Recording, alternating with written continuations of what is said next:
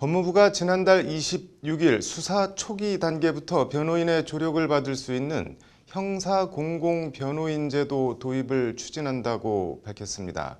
형사공공변호인제도 도입은 문재인 대통령의 대선 공약이기도 한데 법조계 일각에선 제도 도입의 우려와 냉소 섞인 반응도 나오고 있습니다. 대한변협 부협회장을 맡고 있는 김관기 변호사를 만나 왜 우려의 목소리를 내는지, 그렇다면 대안은 무엇인지 들어봤습니다. 박아름 기자입니다. 형사공공변호인 제도의 핵심은 사형, 무기, 단기, 징역 3년 이상 중범죄 피의자에 대해 수사 초기 단계부터 변호인의 조력을 받도록 하는 겁니다. 현행 재판 단계에서 이루어지는 국선 변호인 제도의 확장입니다. 법무부가 밝힌 제도 적용 대상은 중범죄 피의자 가운데 미성년자 또는 70세 이상인 경우엔 필요적으로 변호인을 선임해 줍니다. 국민기초생활보장법에 따른 수급자 또는 차상위 계층도 지원 대상입니다. 수사 초기부터 국선 변호인의 조력을 제공해 국민의 인권 보호를 강화하겠다는 것이 법무부의 발표인데 김관기 변호사는 이에 대해 너무 나갔다고 비판합니다. 어려운 사람을 법률 서비스 받을 수 있게 해준다는 말상은 좋은데 이거는 심하게 나간 거예요. 북한에도 변호사 있어요. 공무원인 변호사예요. 그럼 그 변호사 김관기 변호사가 지적하는 건 크게 세 축입니다.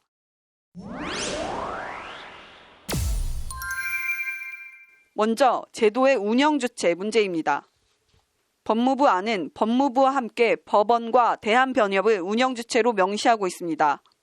법무부는 범죄자를 처벌하는 검찰을 감독하는 기구이고 법원은 유무죄와 양형에 대한 판단을 내리는 기관입니다. 또 변호인은 경찰과 검찰 등 수사기관에 맞서 피의자나 피고인을 변호하고 법원의 피고인을 대신해 목소리를 내는 위치에 있습니다. 처벌과 방어, 판단의 주체가 함께 특정 피고인의 변호인을 선임해주는 상황 자체가 모순된다는 것이 김관기 변호사의 지적입니다. 변호인이라는 거는 국가에 반대하는 쪽에 선 사람들이에요. 그런데 정부에서 월급을 받게 되면 국가에 반대해서 피고인의 이익을 지켜주는 일에 나설 수가 없죠. 그러니까 변호인의 본질에 반대되는 겁니다. 말하자면은 이해관계가 완전히 배치되는 거죠. 그래서 반대하는 겁니다. 변호인의 중립성 훼손과 형사사법 절차의 공정성 상실 우려가 한 축이라면 또 다른 축은 지원 대상입니다. 법무부 안은 일단 나이를 기준으로 미성년자나 70세 이상은 필요적 국선이라고 해서 무조건 국선 변호인을 선임해주도록 하고 있습니다. 이렇게 되면 극단적인 경우 성범죄를 저지른 부유층 자녀나 수많은 사람들 눈에서 피눈물 나게 한 수백억 원대의 횡령 사기범 등도 공짜로 변호사 조력을 받게 되는 모순적인 상황이 초래될 수 있습니다. 역시 국민 정서나 법 감정, 정의와는 크게 동떨어진 일입니다. 제도를 도입하더라도 나이를 기준으로 할 게 아니라 빈곤층 등 조력이 필요한 경우에 한해 예외적으로 심사 역시 법무부가 아닌 중립적이고 전문적인 위원회에서 해야 한다고 김관기 변호사는 지적합니다. 법무부에서 내놓은 자료를 대안을 보면은 공무원 조직을 만들어 가지고 그들이 변호를 담당하겠다는 거예요. 그건 뭐 국가 권력이 왼손으로는 사람을 잡아놓고 오른손으로는 그걸 변호를 하겠다는 건데 이건 말이 안 되지. 국가가 추구하는 건 딱 하나예요. 국가가 준치시키는 게 목적인 거지.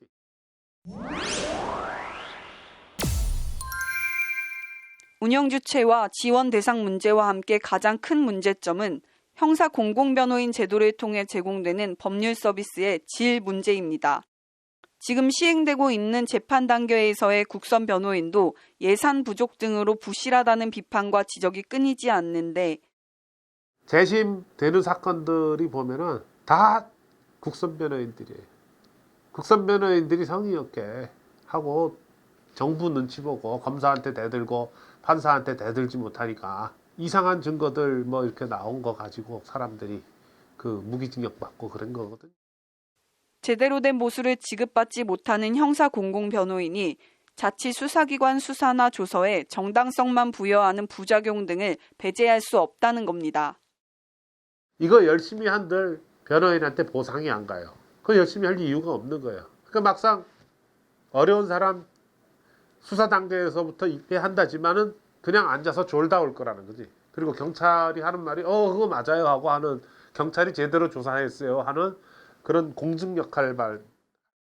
관련해서 김광기 변호사는 새로운 제도를 만드는 게 능사가 아니라 현재 재판 단계에서의 법원 선임 국선 변호인이나 정부기관인 법률구조공단 등 기존 제도와 시스템을 내실화하는 것이 중요하다고 강조합니다. 김광기 변호사는 그러면서 법무부가 추진하겠다는 형사 공공변호인 제도는 피의자 입장에선 변호인 선임 자유를 박탈하고 독립적이어야 할 변호사들을 공무원화하겠다는 발상에 다름 아니라고 거듭 비판합니다.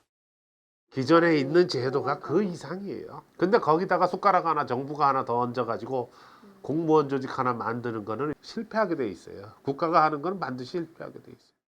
국가가 직접 하지 않으면 어떻게 해야 한다는 걸까? 김광기 변호사는 그 대안으로 일종의 민영보험과 같은 법률보험 도입을 제안합니다. 법률보험은 평소에 예를 들어 교통사고 대비해가지고 예를 들어 자동차 종합보험에다가 약관 하나 추가하는 경우가 있어요. 내가 이 교통사고 당했을 때, 교통사고 냈을 때 그 형사변호인을 선임하는 비용을 보험회사에서 대신 주는 거나 비슷한 개념이에요. 그거를 확장해서 가령 의료보험 같은 경우 환자가 의사를 선택해 진료를 받는 것처럼 법률보험을 통해 의뢰인이 변호사를 자유롭게 선택할 수 있게 해야 한다는 겁니다. 평소에 사람이 보험료를 미리 내서 자기가 원하는 변호사를 구할 수 있는 거죠. 민사, 형사, 그거는 보험회사에서 설계하기 나름입니다. 보험회사라는 거는 영리적으로 움직이기 때문에 이 부분에 뭐가 있다고 싶으면은 당연히 상품이 나오게 돼 있습니다. 김광기 변호사는 그러면서 국민들에 대한 법률 서비스 제공은 저소득층 취약계층과 중산층을 분리해서 대응해야 한다고 강조합니다. 취약계층은 법률구조공단이나 국선변호인 등 기존 제도를 더욱 두텁게 강화하는 쪽으로, 중산층은 법률보험을 도입해 개개인의 법률 리스크에 평소 대비하고 준비할 수 있도록 해야 한다는 것이 김광기 변호사의 제언입니다. 보험료 부담은 늘어날 것인데 갑자기 변호사 비용 때문에 파산했다 이런 일은 없어지겠죠. 그죠? 해직 공무원들 같으면은 소송하느라고 한 2, 3년을 피폐해져 갖고 대학 교수쯤 되는 사람도 변호사비 때문에 파산하고 그러거든요. 평소에 보험을 들어놨으면 그런 일은 없어지겠지. 형사공공변호인 제도 추진에 대한 이런 부정적인 입장은 비단 김광기 변호사 개인에 국한된 것은 아닙니다. 서울지방변호사회도 법무부 추진 발표 다음 날 곧장 성명을 내고 정당하지 못한 수사 및 기소 결과마저도 합리화되는 부작용이 초래될 수 있고 형평에도 어긋나는 비선별적 지원은 정작 법률구조 제도 자체를 형해화할 수 있다며 형사공공변호인 추진에 대한 반대 입장을 분명히 했습니다. 서울변회는 그러면서 법률구조사업 재편은 변호사들이 주체가 돼야 한다며 적극적으로 의견을 개진함으로써 합리적이고 실효성 있는 대국민 법률지원 개편 방안을 마련해 갈 것이라고 거듭 강조했습니다. 법률방송 박아름입니다.